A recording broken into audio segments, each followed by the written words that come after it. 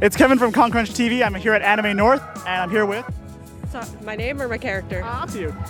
Mads dressed as CyberSix. All right, and what made you decide to cosplay CyberSix?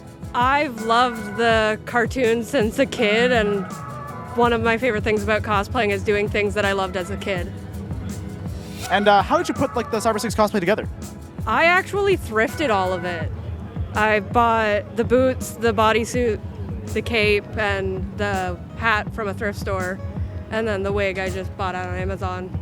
Okay, and how are you enjoying Anime North so far? Pretty good. Pretty tiring, but good. Any particular standout experiences so far, or no? Not yet, other than the fact that I'm shocked at how many people recognize what I'm cosplaying.